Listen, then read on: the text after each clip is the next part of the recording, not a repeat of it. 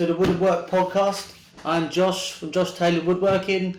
This is Paul from JCR Joinery, and today we've got a very special guest on, as you can see, John from JB Woodcrafts. Morning.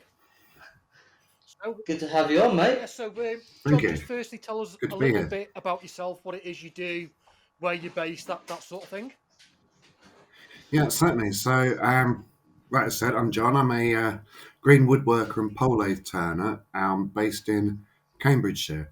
So, pole lathe turning is a traditional method of turning wood between two centres, and I use specialist hook tools to then make bowls and various other wooden items. Okay, so when you said green wood craftsman, can you sort of define exactly what that is, what is that as an actual thing? Okay, so greenwood is wood that's been felled relatively recently, so it's not seasoned timber.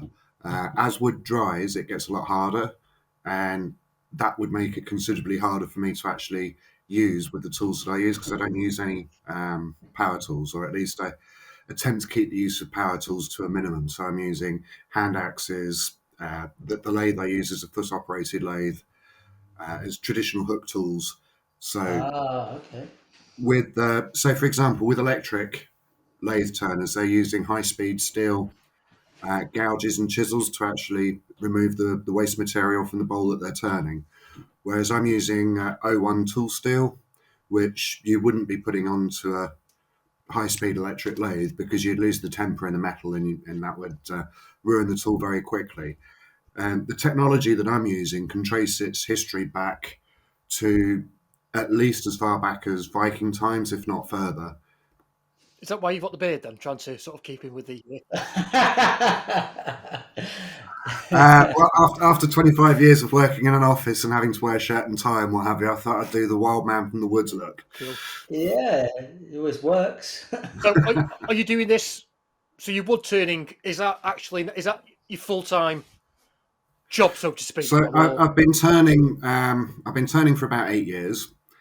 For the vast majority of that, that's been as a hobbyist. So with an organisation called the Association of Pole Lathe Turners and Green Woodworkers, or bodgers, which is another term that we've all been known as.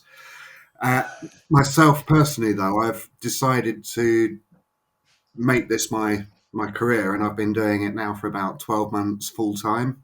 So, I mean, Congratulations. Yeah. Well, thank you very much. I mean, I pick up a small bit of freelancing work just to help ends meet, because you have to turn a hell of a lot of bowls to be able to pay those bills. Yeah, I can imagine.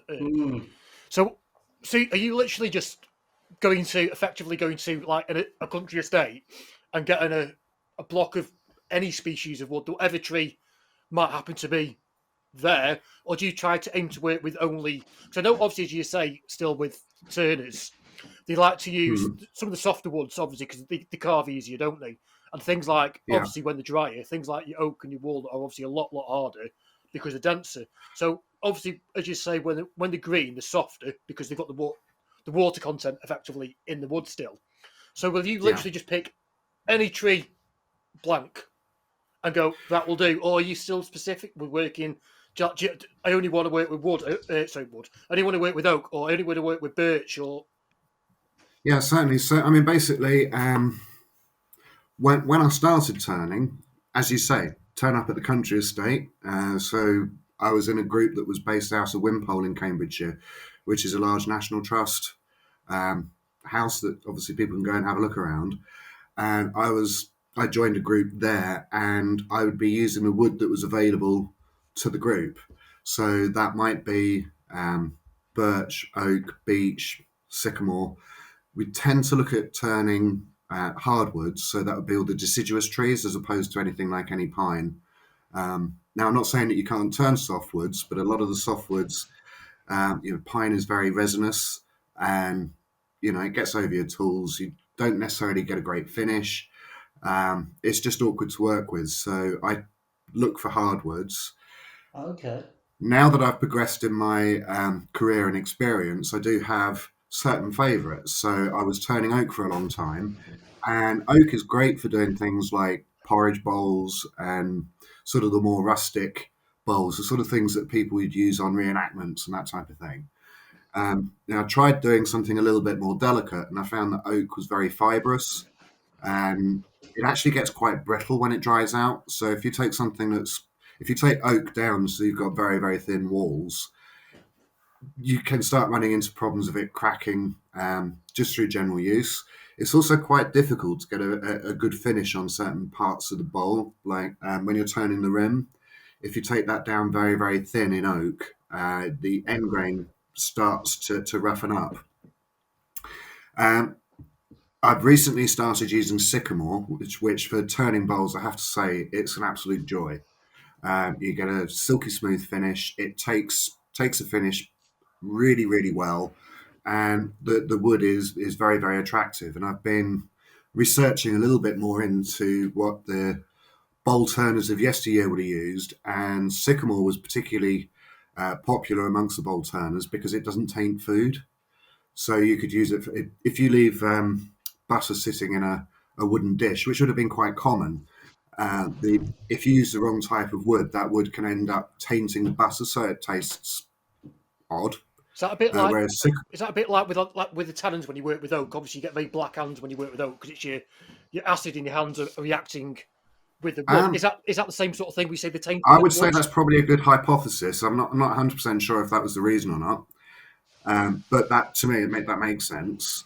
But the sycamore has been renowned as a wood that doesn't actually taint the food. That's interesting. Birch, for instance, is another one that I've been turning a lot just recently.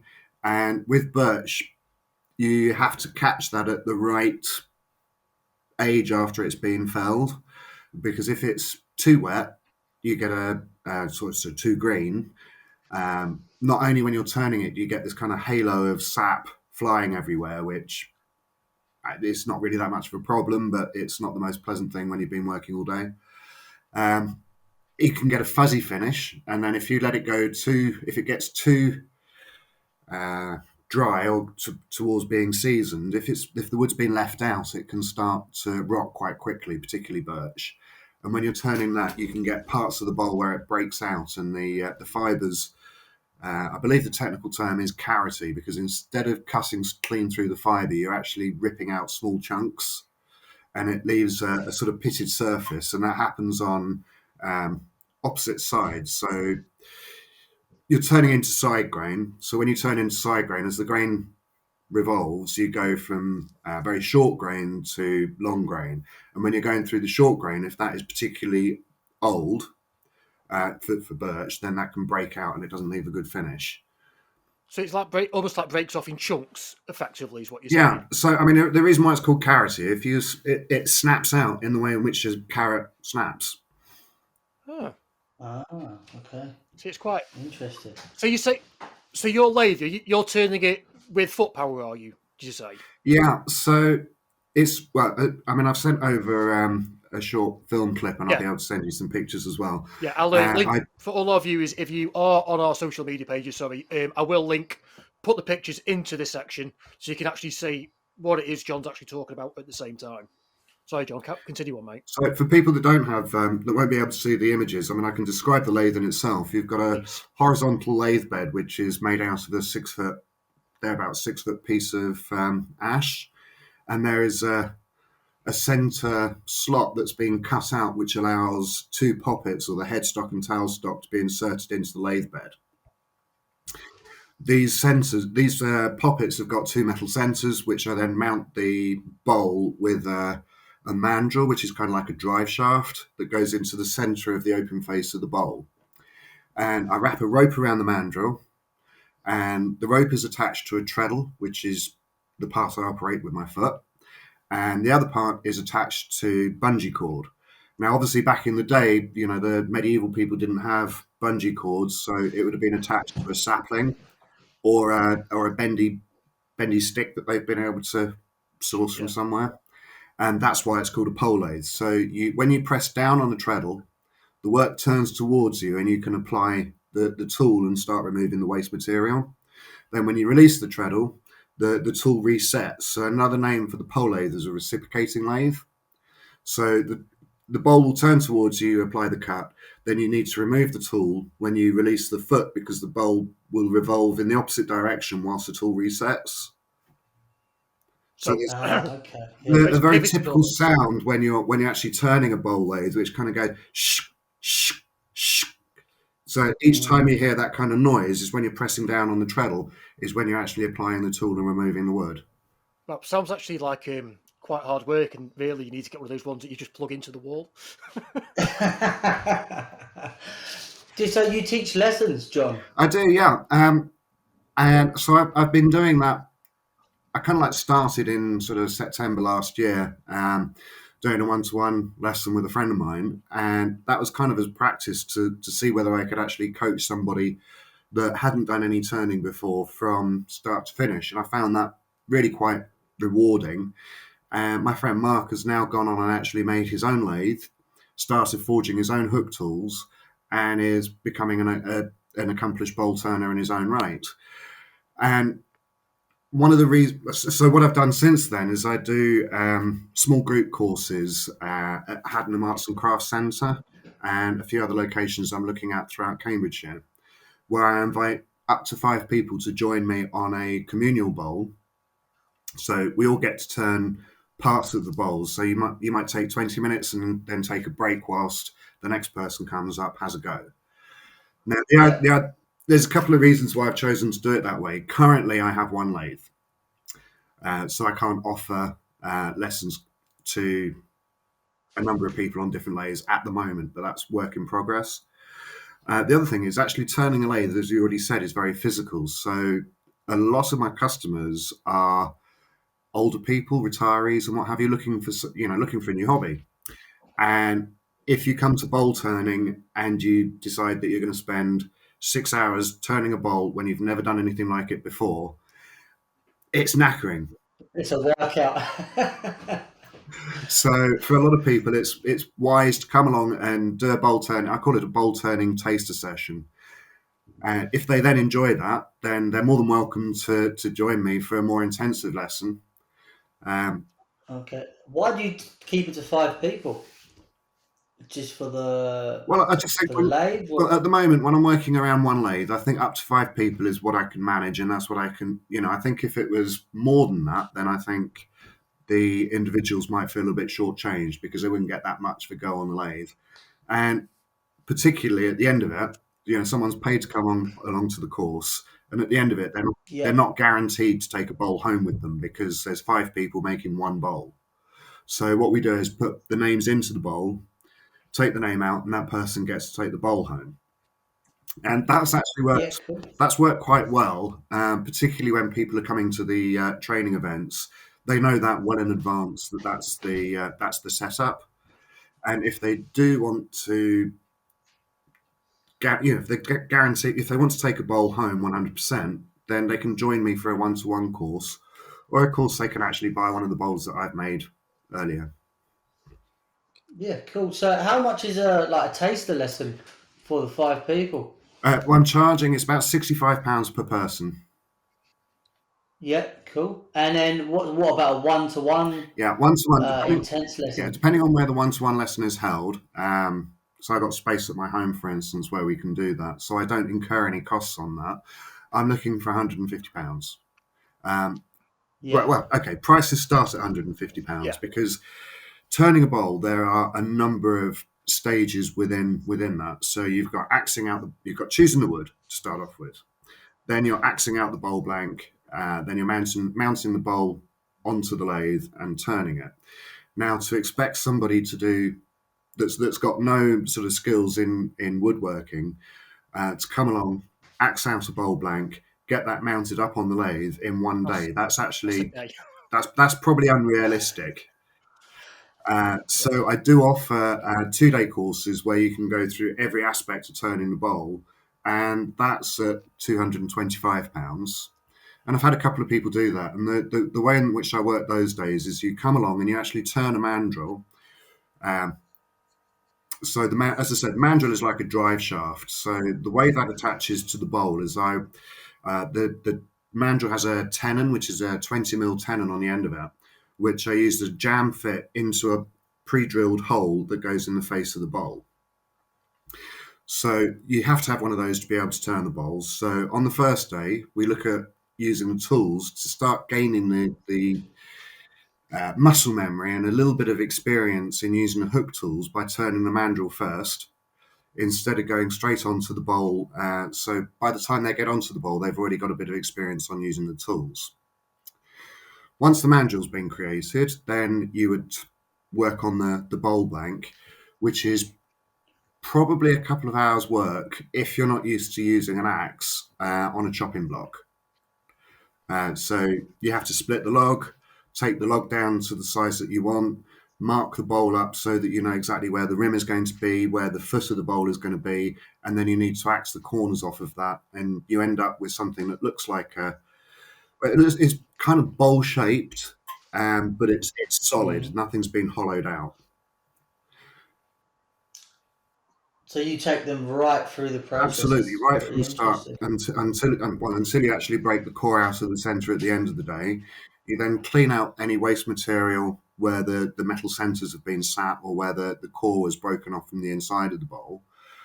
So they get to clean that out as well. And then when they go home, they've got instructions on how to safely dry the bowl so that it doesn't crack, and then how to treat that at the end of the day, because you need to oil it with a specific type of oil.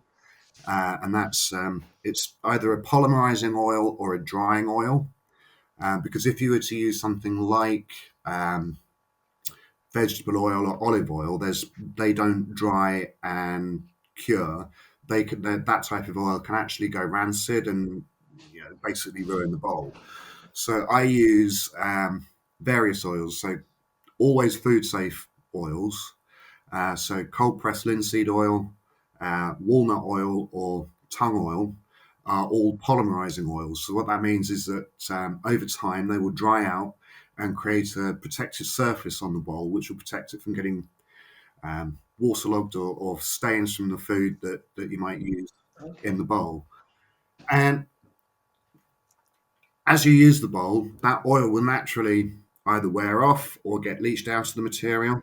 So maybe once a year or so after that, just wipe over again with the same type of oil, and that brings the bowl looking back at its as good as new, basically. Yes, that's the same sort of thing that a lot of people use certain oils like Osmos or whatever. And it's the same principle that obviously an oil, it sort of filters down through the piece, doesn't it, over time? Yeah. And you have to effectively top up. Yes, I know. On chopping boards, there's like a butcher's oil or mineral oil. Yeah, mineral oils. Yeah. Now they are food safe oils, but they're not necessarily drying oils. I'm sure that there are good reasons why you would use a non-drying oil on a butcher's block, but it's not necessarily my area. I'm just aware that they have a slightly different process. I was just saying that basically oils, they seep through, they sort of like filter down through the piece. Yeah. Or they wear off, as you're saying. That's why you need to. And of course, I suppose with the wood being green, as you said, if you use the wrong finish, that could probably maybe sort of like encourage the wood to split or something, or crack maybe as it dries, because it will dry then as it's sat on the side of being used, won't it? So there's always a risk that when you're doing green woodworking, that the piece you're working on is going to crack. And we actually do take a number of steps to try and minimise the amount of items that do suffer from that. So I mentioned earlier on that we're working on side grain. The way I prepare a log to then be turned into a bowl blank, you'd need to choose a log which has got as few inclusions or side branches as possible. If anything, you'd want to avoid any wood that's got side branches coming out of it. So you want it as clean as possible. Absolutely, yeah. Then when you split, you then split the wood in half, and you take it generally through the centre. So you're taking it through the pith. Yeah. And because what happens is if you were to keep the wood in the round and say take a slice off of the top and think that you're going to hollow it when you've got the full growth rings, yeah, as the wood dries, those growth rings are going to want to shrink. And with circles shrinking, there's nowhere actually for that material to go. So as it gets tighter and the pressure builds up, the only way that pressure in the growth rings can be released is to crack. So I know there's some people out there that do turn wood in the round. I think it's been seasoned and they take bits that haven't cracked. But if you were to just take any piece of wood, any random piece of wood and try that, then there is a really high chance that using it in the round, the wood would crack. So Because I actually did. So I did actually presume originally, when you first started to explain it all, that indeed you were going to take a cookie slice out of a log and do the bowl that way. But as you explained, that's not the case. You're taking a piece longitudinal out, so you'll take a big section, exactly, yeah. say 3 foot long section, in half. So you've got two effectively half circle. Absolutely. So, and turn from that. When you're making the bowl blank, where you've got the bark side, obviously that's already in a semicircular shape. So you've kind of got two halves of the bowl already shaped. Yeah. Now you're saying it makes total sense. The way you explain it just to complicate things, if you want to, it can't be easy, can it? Do you know what I mean? You can actually put the rim of the bowl on the bark side. And if you do that, you need to use a much larger diameter piece of wood to get a decent sized bowl. But by doing that, you actually reduce the tension in the wood even further.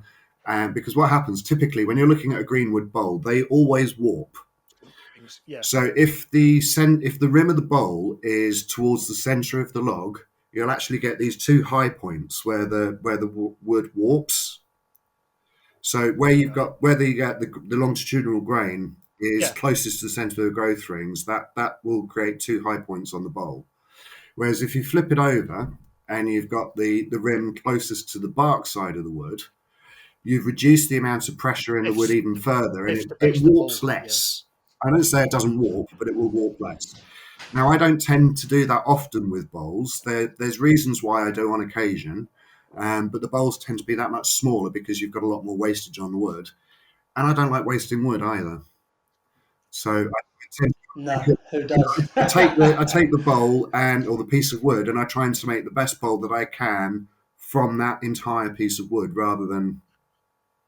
So if you wanted to make so basically the smaller the branch or the main trunk of the tree, Yeah. So the smaller that is, effectively, the smaller the bowl becomes. So if you wanted a really, really big bowl, you'd use a really, really big tree. Yeah. Obviously, it's cut in half, because the half of the tree is sort of determining the maximum bowl size. Absolutely, from that particular. Yeah. I mean, obviously, so you can't. So obviously, you need to make round. But with it being on a lathe, you need to make the bowls round, don't you? Yeah, and that's kind of what I'm getting at. All the bowls that I make do start off round. Many of them don't remain round because when they dry, they warp. So they'll all be unique because every bowl will warp slightly differently. I mean, I think it was a piece of lime, which is particularly, it's still a hardwood. It's a soft hardwood, isn't it? But it is very, very soft. When I think it's also called balsa wood. So, so used in gliders and what have you for models. It's what's used for. Yeah, it is. It's used predominantly for modelling and hobbyists in that sense, isn't it? The balsa wood and the lime wood. It's very, very soft hardwood. I turned a lime bowl, and I probably went way too far on getting thin walls because it's always a challenge to get the thinnest wall that you can without putting a hole in the base or something. But the wood was very, very green when I turned it, so the amount of warp at one point, the whole bowl literally closed up until the rim very nearly kissed, and then it looked like a taco, basically, and then it kind of relaxed back out. But the thing is, it was this kind of like long over. I mean, you couldn't use it for anything because the shape just didn't allow you to put anything into the bowl, and it kind of rocked and what have you. But it was amazing to see something warp quite so well without breaking. Amazing. It's really sorry, go on, Josh. I was gonna just sort of move on to your social media side because I see you on Twitter, Facebook, TikTok, Instagram. You're on quite a few, which is great. So how's that going for you? Do you get much customers from that? Yeah, that's a good question. I mean, I spent 25 years in marketing, so if I can't put my name out across various social media platforms, then so good. I mean, already the level of traffic going onto my website is encouraging. I've made a couple of online sales, So I've sold a massive one bowl through my website and a massive one bowl through Etsy. And so it's very early days for actually generating much of an online business, but it's something that I'm going to keep pushing because in time it will start delivering more results. The social media side of things, certainly on Instagram, I've been getting a lot of people going through the courses, so it's been well worth my time, effort, and what have you to generate traffic that way. So for anybody else that's running a craft business, if you think that you don't have time to set up a website or time to do your social media, just bin off one of those cheaper trade fairs that you're kind of like umming and ahhing about whether it's actually worth turning up to or not, and get yourself online, because it will pay off in the long run, 100%. So you just said about the trade fairs, then. So do you do like? I mean, it's something I've been sort of looking at potentially, because I've started making a lot of like smaller furniture pieces and other items as I'm doing other pieces. Do you actually do craft and trade fairs yourself? More than the craft fairs, what I've been doing is, I mean, I do go along to county shows and I do go along to fairs, but a lot of the time, because I demonstrate whilst I'm there, so I've got my lathe with me, I've been invited as a value add for that show, so I'm not actually paying for any space at the event. Oh, that's good. And then I put a table out with my items there, so it's I'm showing people what I'm doing, which is a benefit to the show organizer. And the benefit to me is that I'm showing my wares and making sales and encouraging people to come along to my training courses. So that's worked quite well. This year, I'm also looking at going to some of the craft fairs in Ely. So I've applied for, there's a show coming up in the summer, and then there's the Christmas fair, which I'm having to plan for Christmas now already, which is bizarre. So I've applied to go into the Ely Cathedral Christmas Fair, which is a 4-day event. Nice. So there'll be, for me, that's actually going to be quite a lot of work getting everything ready and making sure that I got enough products for that. Because, so going back to why you had been off a lower performing trade show, when you're doing everything yourself, you suddenly realise just how much a small business that people have to do, because they are really doing everything themselves, because farming stuff out to Everything. you can't necessarily afford to have a designer or a copywriter or a web developer or what have you to do these things for you. So you've got to be a jack of many trades and be prepared to turn your hat to pretty much anything. That's one thing that we have spoke about an awful lot on this podcast in the couple of previous episodes haven't actually been aired yet, because obviously we've only just gone live with the actual thing. And we do speak about that not only are we a joiner, we're also doing all our own marketing, we're doing all our own lighting, cameras, editing. So you end up doing not only just the trade, and it is very hard trying to put yourself out there, and especially not, if you're, when you're putting your pieces on that craft fair, on that stall, you're putting a bit of you onto that stall, aren't absolutely. you? You're putting yourself out to the general public, saying, look, this is what I make, this is what I do. Yeah. But I do like the fact of you actually doing these demonstrations as well. And I've had this conversation with a few people recently, that obviously the sort of stuff I do, I can't do a live demonstration of at a craft fair, if it was to a craft fair, because I can't take a full workshop with me to do it. But something like with the turning and stuff, I think it's really beneficial and maybe increases sales to a point. Oh, absolutely. I mean, if they can see you, if they're seeing you turning that piece, he actually makes that himself. That's what he does. And they can see that added value in the piece, maybe. Well, that's the other thing. It's like, when you're turning something on an electric lathe, which I recently just started, I mean, I'm certainly not knocking anybody that does this, because there is real skill involved in working with something at such high speed with, it's sometimes quite scary, but the noises you get if it goes slightly wrong. But it is a lot quicker. So, I mean, if you can turn a sort of 6-inch, 8-inch bowl in, 45 minutes on an electric lathe, you don't have to spend anywhere near as long axing out a bowl blank, for instance. You can just start off with a round bowl blank, which you can get by putting your wood through a bandsaw and what have you, and up it goes, and you're turning. When I do a bowl, I mean, I've got friends who will literally just put a tree stump with all the branches on yeah, the lathe on this shop. absolutely. I mean, we are talking some of the most experienced lathe turners in the UK. Don't get me wrong, but I mean, just even the most standard electric lathe.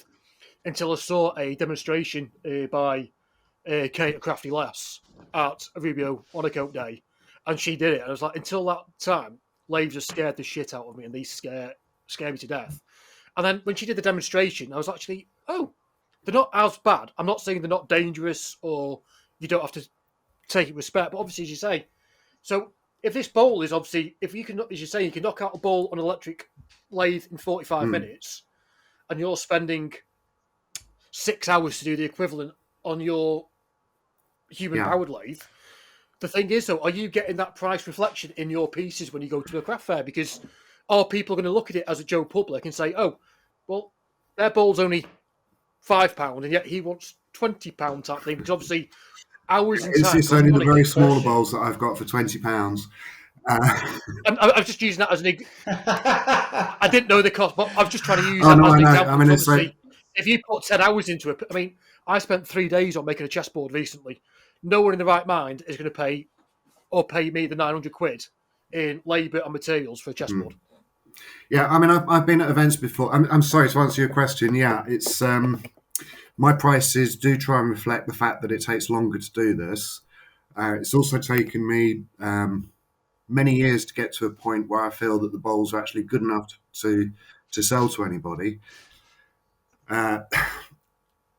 Get a case in point. Before I was selling anything, I was going to craft shows at the Wimpole house, and we would have the Wimpole bodgers. We're now the Burwash bodgers, but we've got the Wimpole bodgers, which is a group of green woodworkers doing various different crafts. So we got chair makers, stool makers, spoon carvers, bowl turners, spindle lathe turners, and as a group, we're all hobbyists that would go along to Wimpole and demonstrate. And because Wimpole were kind enough to host us there, allow us to have our group there, we would kind of, for them, the payback would be to have these demonstrations, which would add value to their shows. So if you're there for the Christmas market, you've got the stall holders and the traders working off in a marquee doing their thing, selling things to the general public. And then you'd have people like myself demonstrating outside, showing off the crafts that we're doing. And I had a three-legged stool that I'd made, and I got that in front of my stand, and somebody came over and asked how much it was. And I'm like, oh, I'm really sorry, that's not for sale, because at that point I wasn't selling anything. I said, it's not for sale because it's the first stool that I've made, and it's just there just to show the sort of things that we're doing. And I said, but as a point of interest, how much would you pay for a stool like that? And he looked at it and he goes, well, I reckon you can get one of those from IKEA for about 15 quid. There you go. So at that point, I was like, okay, well, look, I'm not going to tell you how much I'd expect to charge for a bowl like that because it would embarrass you. And any further conversation on this is probably going to insult me. But for everybody here, I'd probably be looking over £100 for it if it had been for sale.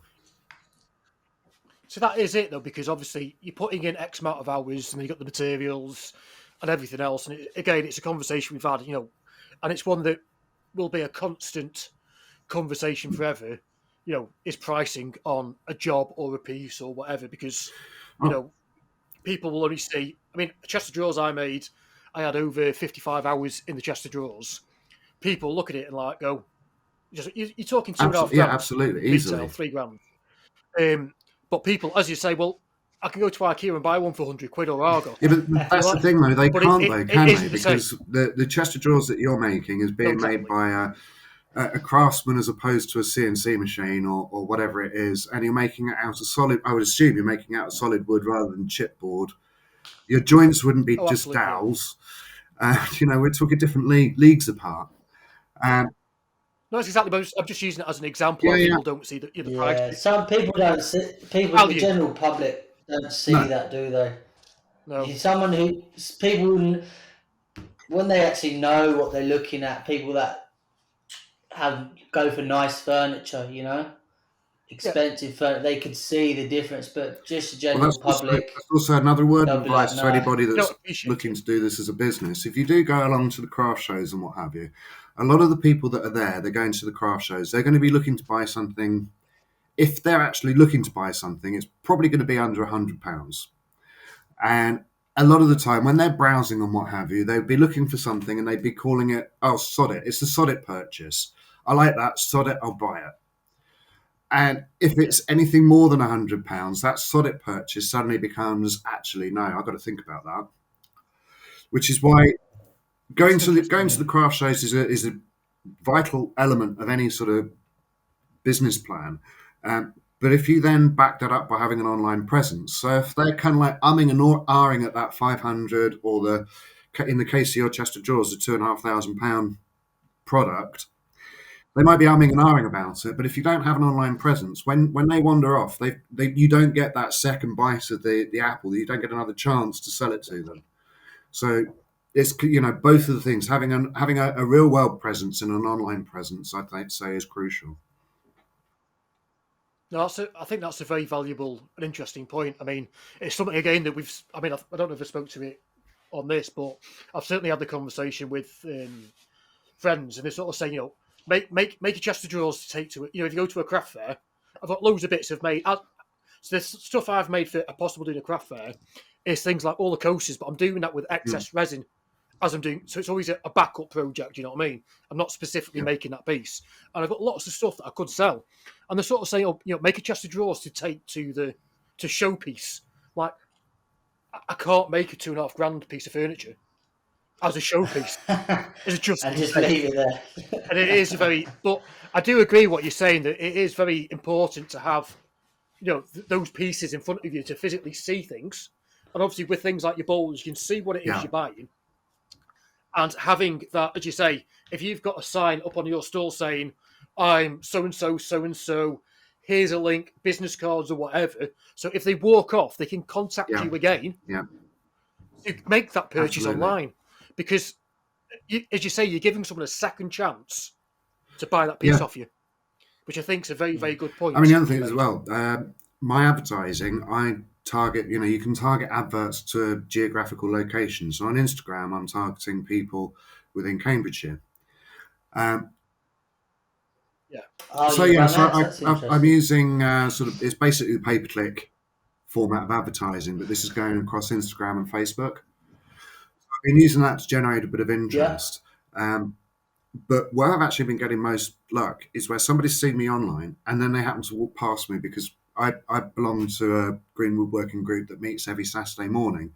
So if I'm not running courses at the weekend, you can probably find me at Burwash Manor, which is a lovely venue to visit. It's a sort of like a farm shop and retail unit set on a farm site, and they allow us to go there and mess around with bits of green wood on a Saturday morning. And I take my lathe and set that up and make the odd incidental sale and what have you. But I also talk to people about what pole lathe turning is. They get interested about that. I might talk to them about the course, but they then see it online as well.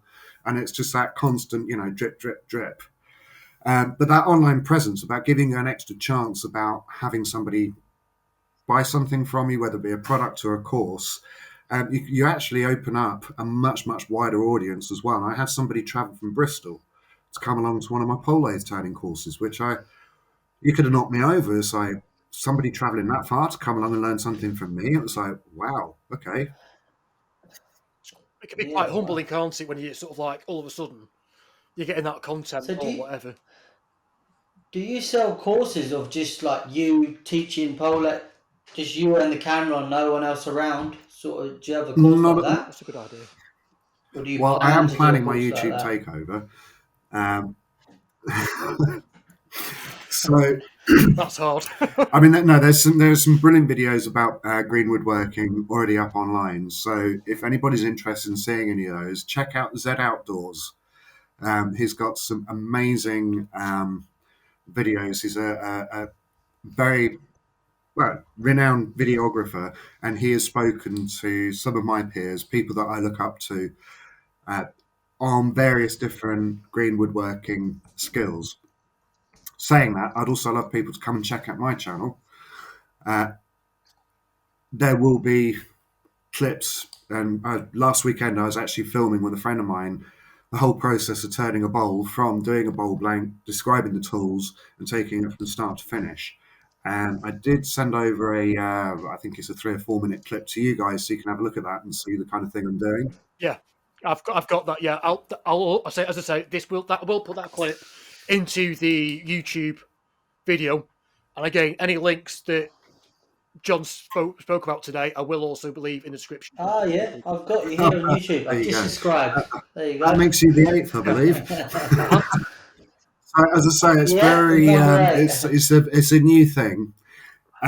There's a few short videos up there, but as I say, I'm now actually working on something which should probably be maybe 2.5 hour long video of me doing everything from start to finish. We're hopefully trying to give a few of my insights and experience of what I've been doing, or various different aspects of turning the bowl, which hopefully other bowl turners that are trying to improve and make progress in what they're doing, hopefully they'll benefit from looking at that video. It does sound very interesting, and obviously I will give it a check out after this. I'll get on. I think that's quite a good sort of timing to sort of like wrap this one up, I think, today, everyone. As I say, I will leave links to everything in the comments and everyone's social pages. So everyone, if you are listening, please leave any comments, likes, questions down below. This will again be out on all major platforms. Anything final to add to that, Josh? This has been great. Time's flown. It really has, yeah. It's been a big 40 minute lesson for me. Yeah, just guys, if you're listening, you can find John in the links below. And well, guys, thank you very much for inviting me on this morning. So I've been turning for about 8 years now. So that started off as a hobby. I started turning bowls, and thank you very much this morning. Well, surprisingly for me, I've absolutely fallen in love with it. It's one of the most rewarding things that I do now. One of my favourite aspects. Brilliant. Thanks a lot.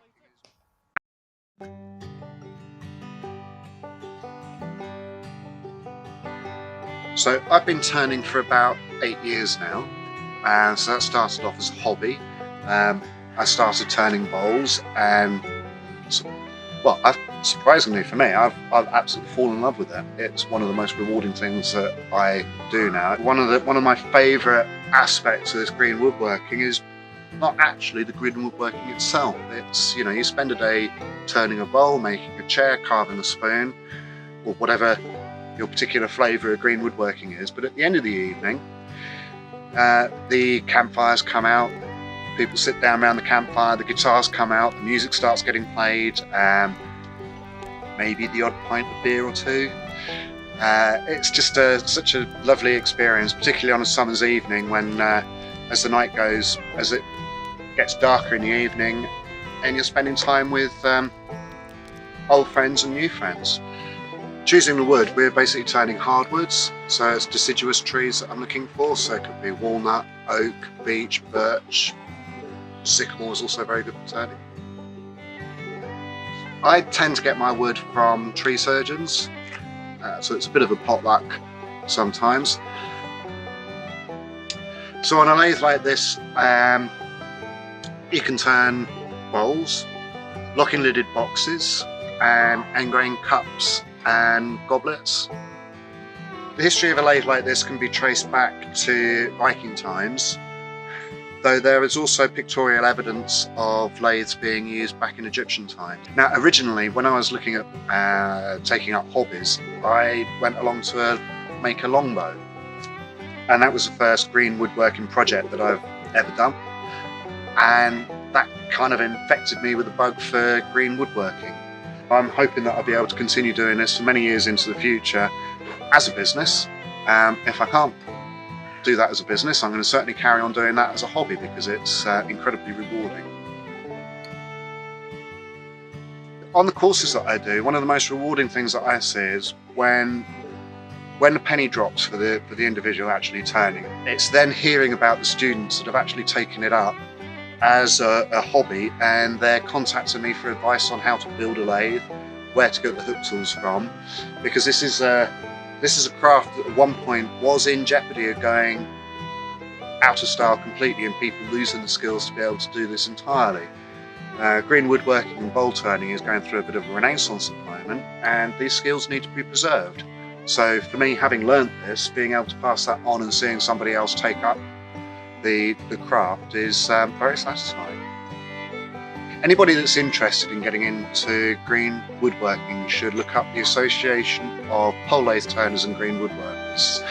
The community is incredibly welcoming. They're very keen on sharing skills and passing on knowledge to the next generation. And it's also a very social activity. If anybody is interested in course dates, I offer bowl turning taster sessions. I also offer one-to-one tuition, and if you're physically fit, then you can come straight to the one-to-one tuition without any issue. But if you've got any questions about whether it's something you can enjoy doing or be able to do for an entire day to get a bowl, come along to a taster session first. If anybody is interested in owning one of my bowls, then you can buy them online at jbwoodcrafts.co.uk. Or as I said, join me on one of the courses and you can turn your own bowl.